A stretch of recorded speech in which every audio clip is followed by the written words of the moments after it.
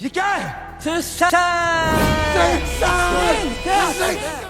বলিউডে তাকে বলা হয় মিস্টার পারফেকশনিস্ট, যিনি প্রতিটি চরিত্রে ঢেলে দেন আত্মা, যার প্রতিটি সিনেমা হয়ে ওঠে সমাজের আয়না। সেই আমির খান সম্প্রতি হাজির হলেন এক সংবাদ সম্মেলনে, কিন্তু এবার সংবাদটি কোনো সিনেমার ঘোষণা নয়। কণ্ঠ কাঁপছিল তার, চোখ যেন বৃষ্টি ভেজা। হাত জোর করে বললেন, আমি মিথ্যে বলেছিলাম, কিন্তু বাধ্য হয়ে।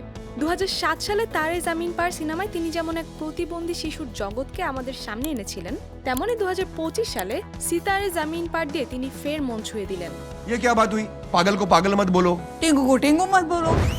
তবে এবারের সিনেমার চেয়েও বড় হলো একটি সত্যের প্রকাশ। আমির বললেন, আমি বলেছিলাম সিনেমাটি ইউটিউবে মুক্তি পাবে না, কারণ আমি থিয়েটারের ব্যবসা রক্ষা করতে চেয়েছিলাম। আমার প্রথম প্রেম সিনেমা, আর সিনেমা মানেই থিয়েটার। আমি জানতাম না এই সত্য লুকানো একদিন আমাকে এতটা কাঁদাবে। তার চোখে ছিল দায়িত্বের ভার, কণ্ঠে ছিল অনুশোচনা। তিনি বলেন, আমি চাইনি আমার স্বপ্নটা হলঘরের আলো নিভে যেতেই হারিয়ে যাক, তাই সেই সময় না বলতে বাধ্য হয়েছিলাম। সিতারে জামিন পার মুক্তি পেয়েছে ইউটিউবে, তবে এক ভিন্ন পথে, পে পার ভিউ মডেলে। মাত্র 100 রুপি দিলেই দর্শক ঘরে বসে উপভোগ করতে পারবেন সিনেমাটি।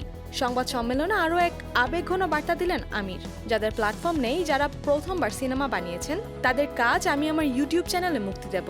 আমার বাবার পুরনো ছবি অনামিকা, খুন কি পুকার, সেগুলোও আসবে এই প্ল্যাটফর্মে। আমির ওটিটির বিরুদ্ধে স্পষ্ট করে বলেন, সিনেমা হলে মুক্তির 6 সপ্তাহের মধ্যে সেটা যদি ওটিটিতে চলে আসে, তাহলে কে যাবে হলে? এই অভ্যাসটা বদলানো দরকার। সিনেমার প্রাণই থিয়েটার। তিনি মনে করেন সাবস্ক্রিপশন মডেল নয়, পে পার ভিউ মডেল সিনেমার ভবিষ্যৎ। এই আমির খান একজন অভিনেতা নয়, তিনি একজন সিনেমা যোদ্ধা, একজন নির্মাতা যিনি নিজের বিশ্বাসের জন্য মিথ্যাকে বুকে টেনে নেন, শুধু যাতে বাঁচে তার প্রিয় শিল্প সিনেমা। এই ভালোবাসা, এই আত্মত্যাগটি ফিরিয়ে আনবে সিনেমা হলের দর্শককে, নাকি আমিরের এই সংগ্রাম হারিয়ে যাবে ওটিটির শীতল গলিতে?